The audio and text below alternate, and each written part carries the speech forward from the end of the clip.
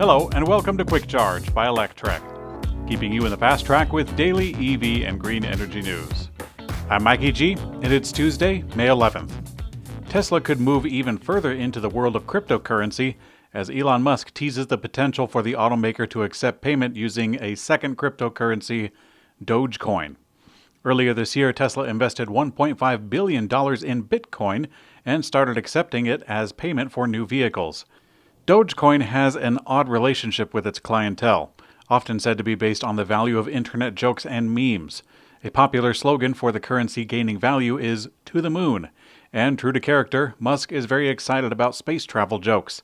He tweeted, quote, "SpaceX launching satellite Doge 1 to the moon next year.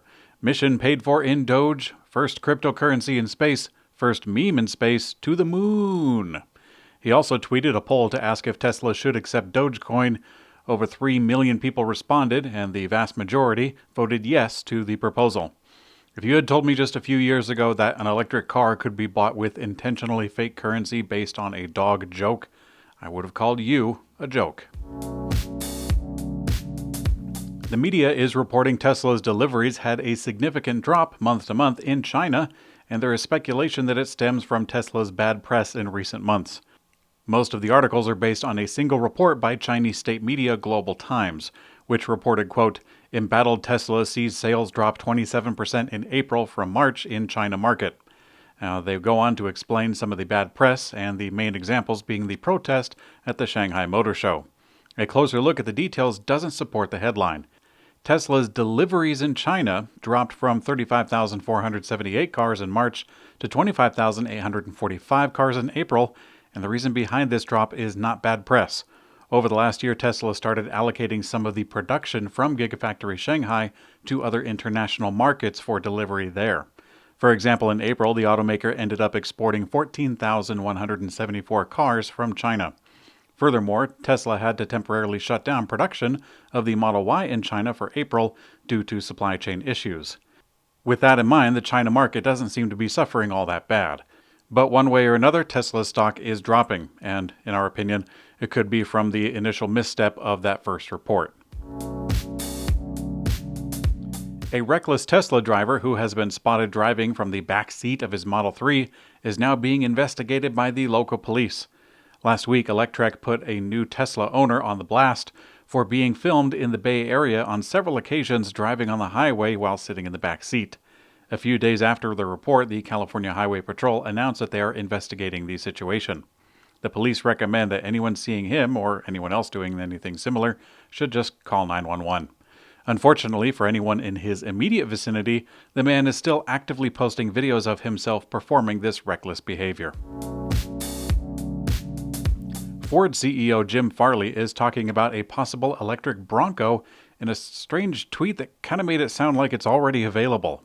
Last year, Ford released the highly anticipated new generation of the iconic Bronco, and many electric vehicle fans were disappointed with the automaker when they didn't commit to any electrification.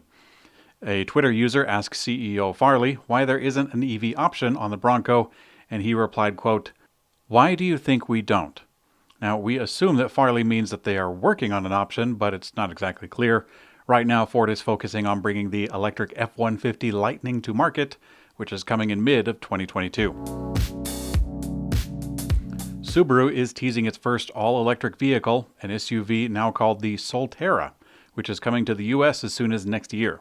The announcement read in part, quote, "Designed as a joint venture between Subaru and Toyota, the Solterra features a new dedicated all-electric platform named the e-Subaru Global Platform.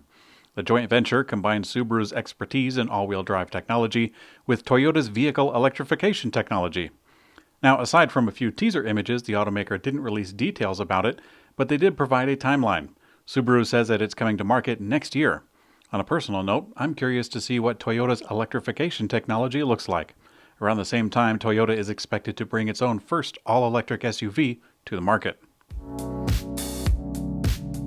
And in Electrek's Green Energy Brief, Secretary of the Interior Deb Haaland and Secretary of Commerce Gina Raimondo today announced approval of the construction and operation of the Vineyard wind project, the first large-scale offshore wind project in the U.S. It will have 800 megawatts of installed capacity and will generate around 2 gigawatt-hours of wind power. sufficient to meet the demands of over 400,000 Massachusetts homes and businesses.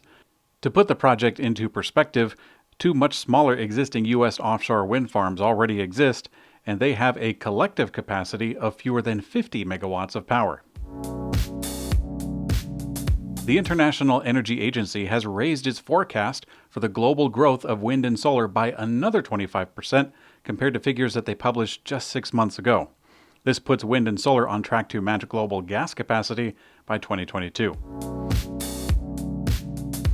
And finally, in Electrek's personal mobility coverage, Toronto-based light electric vehicle company Daymac has announced that it has over $300 million in pre-order commitments across its Avenir line of various electric vehicles.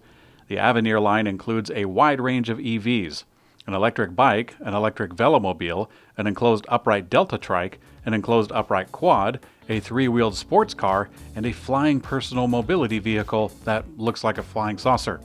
You can still pre-order any of the vehicles with a refundable deposit, so it's not too late to have a flying saucer all of your very own. Thanks for watching Quick Charge by Electrek. We also have an audio version on your favorite podcast player. I'm Mikey G, and I hope you have a great day.